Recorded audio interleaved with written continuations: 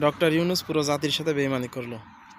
11 দলীয় জোটের যে এনসিপি সদস্যগুলো, যারা মূলত 24শে গণঅভ্যুত্থানের যে আহ্বায়করা, তাদের উদ্দেশ্যে কিন্তু আবু তো আদনান একটা কথা বলছিল যে আপনারা ভুল জায়গায় শ্রম দিচ্ছেন। ঠিক আছে, আপনারা ভুল জায়গায় শ্রম দিচ্ছেন, আপনাদের উচিত ছিল উলামায়ে ইকরামদের সাথে কথা বলা। এই ভুলের পরিপ্রেক্ষিতে ডক্টর ইউনূস সরকার যাদেরকে উপদেষ্টা হিসেবে বসিয়েছেন, তারা নিজেরাই তো ছিল কট্টরপন্থী, উগ্রবাদী কিছুটা। আর তারা কে কেমন সেটা আপনারাই ভালো জানেন, আমাকে আর বলার কোনো প্রশ্নই আসে না। আর মূলত যে সমস্যাটা হয়েছিল সেটা হচ্ছে এই যে নির্বাচনের সময়টুকু, এই সময়টুকু সব দিক থেকে ডক্টর ইউনূসের উচিত ছিল সব দিক থেকে নিরাপত্তা দেওয়া। এই নিরাপত্তা না দেওয়ার কারণে এটা ডক্টর ইউনূসের নিজস্ব ষড়যন্ত্রও হতে পারে, কিংবা সে হয়তো জামাত বিরোধী মন থেকে একটা হিংসা কিংবা বিদ্বেষ জন্ম দিয়েছে তার ভিতরে, দেওয়ার ফলে আজকে এই সমস্যাটা হয়েছে।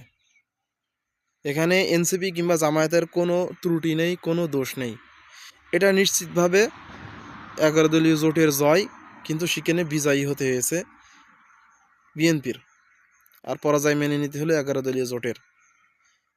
এর দায় শুধুমাত্র ডক্টর ইউনূস সরকার। সে পুরো জাতির সাথে বেইমানি করেছে। এই ছাত্রদের রক্তের বিনিময়ে এই দেশটা আমরা আবার স্বাধীন করতে পেরেছিলাম, কিন্তু আমরা এমন ব্যক্তিকে উপদেষ্টার দায়িত্ব, প্রধান উপদেষ্টার দায়িত্ব দিয়েছিলাম, সে কিনা আমাদের সাথেই বেইমানি করলো, আমাদের সাথেই বেইমানি করলো। তবে এখানে ছাত্র জনতারও কিছু ভুল আছে, ভুল থাকার কারণে আজকে এটা দেখতে হচ্ছে। তবে যদি আগামীর বাংলাদেশ আমরা গড়তে চাই, অবশ্যই আরেকটি জুলাইয়ের কোনো বিকল্প নেই।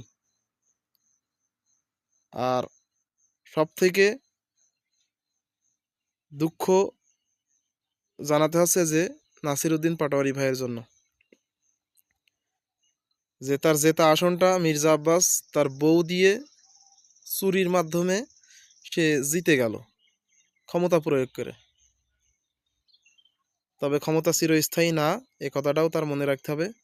অবশ্যই দিন ফিরে আসবে আবার।